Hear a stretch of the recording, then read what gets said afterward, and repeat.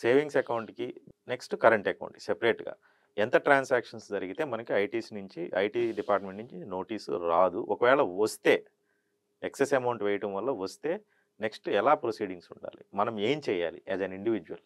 Savings account వచ్చేసరికి అది personal account sir. సంవత్సరానికి 10,00,000 రూపాయల వరకు ఇచ్చి పుచ్చుకున్నా దాని గురించి నోటీస్ వచ్చే ఛాన్స్ లేదు. 10,00,000 దాటిందంటే ఆటోమేటిక్‌గా సిస్టమే చెబుతుంది. దానికి ఇంటిమేట్ చేయమని చెబుతుందనమాట.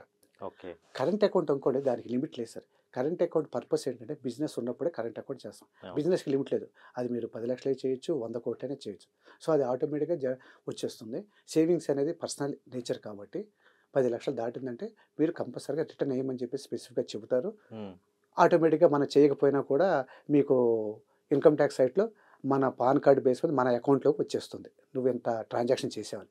అప్పుడు దాన్ని చూపించేసి ఇంత చేసావు కదా! అది దేని గురించి వచ్చిందని చెప్పేసి మనం ఇంటిమేషన్ ఇవ్వాలి. ఓకే. ఒకవేళ అది ఇన్‌కమ్ కాదు వేరేదంటే దానికి తగ్గటువంటి రీజన్స్ అన్నీ చూపించేసి ఎవిడెన్స్ చూపిస్తే అప్పుడు మనకి తలనొప్పి అంటే ఉండదు. ఈ ప్రాసెస్ అంతా ఎలా జరుగుతుంది సార్? అంటే వాళ్ళు నోటీసులు పంపించడం గానీ, త్రూ ఈమెయిల్ జరుగుతుందా? లేదంటే ఫిజికల్‌గా జరుగుతుందా? మనం ఎవరినైనా మొత్తం అప్రోచ్ ఈమెయిల్ ద్వారా వచ్చేస్తుంది. భవిష్యత్తులో ఏఐని తీసుకుంటున్నారో ఆర్టిఫిషియల్ ఇంటెలిజెన్స్ ద్వారా మీకు వాట్సాప్‌లో కూడా వచ్చేస్తుంది.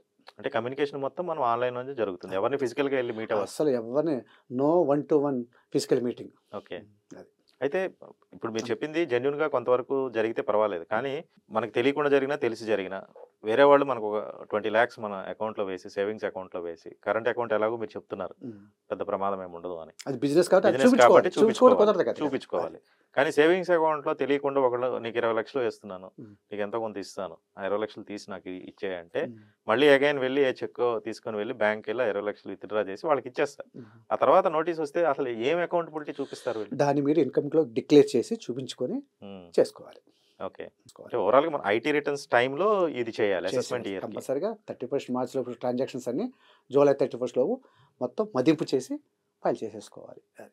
అంటే ఓవరాల్‌గా మీరు ఒక సేవింగ్స్ అకౌంట్ ఉండి పెద్దగా నాలెడ్జ్ లేని పర్సన్‌కి మీరిచ్చే ఈ ట్రాన్సాక్షన్స్ విషయంలో మీరిచ్చే అడ్వైస్ ఏంటి? బేసిక్ అడ్వైస్ ఇది ఫాలో అవ్వండి.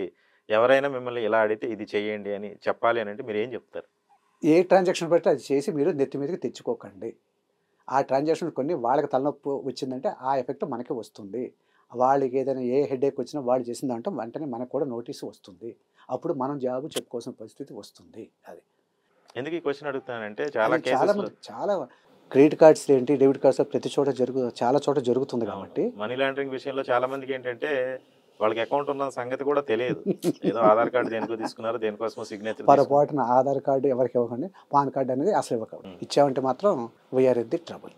ఎవరికైనా ఏ పర్పస్‌కైనా సరే ఆధార్ కార్డ్ గానీ, పాన్ కార్డ్ గానీ ఒక జిరాక్స్ కాపీ ఇవ్వాలి అనంటే దాన్ని కేవలం ఆ టైంలో మనం ఇచ్చే పర్పస్ కోసమే వాళ్ళు యూటిలైజ్ చేసుకునే విధంగా ఉండాలి అనంటే ఏ జాగ్రత్తలు తీసుకోవాలి? మీరు ఇస్తున్నారు వాళ్ళు దేనికైనా వాడుకోవచ్చు.